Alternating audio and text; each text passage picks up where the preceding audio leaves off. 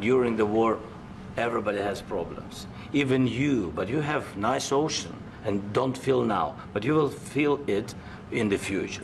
God bless. You don't know that. God bless. God bless. You will not have a war. Don't tell us what we're going to feel. We're trying to solve a problem. Don't tell us what we're going to feel. I'm not telling you. Because you're in no position to dictate that. Remember this. You're in no position to dictate what we're going to feel. We're going to feel very good. You will feel influence. We're going to feel very good and very strong. You will feel influence. You're right now not in a very good position. You've allowed yourself to be in a very bad position, and he happens to be right about it. From the very beginning of the war. You're not in a good position. You don't have the cards right now. With us, you start having cards. But right now, you don't. You're playing cards. You're playing cards. You're gambling with the lives of millions of people. You're gambling with World War III.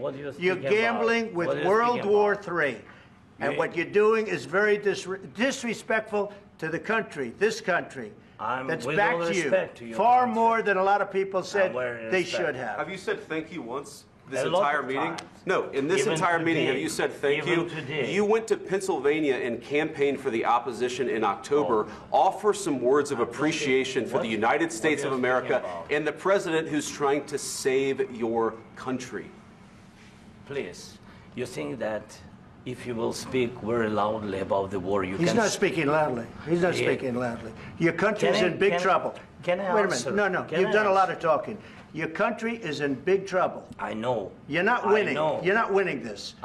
You have a damn good chance of coming out okay because of us. Mr. President, we are staying in our country, staying strong from the very beginning of the war. We've been alone, and we are thankful. I said thanks you haven't in been this alone. cabinet. You haven't been alone. In this cabinet. We gave you, through this stupid president, $350 billion.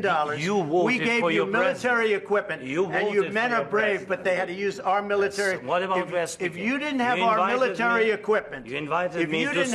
military equipment, this war would have been over in 2 weeks. In 3 days, I heard it from Putin. In 3 days, this is something maybe new. Less. In 2 weeks, of course he has. It's going to be a very hard thing to do business like this. Again, I tell you. Just say thank you. I said a lot of except that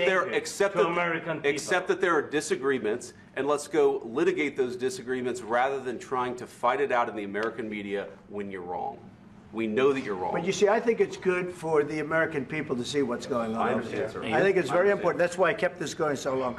The problem is, I've empowered you to be a tough guy.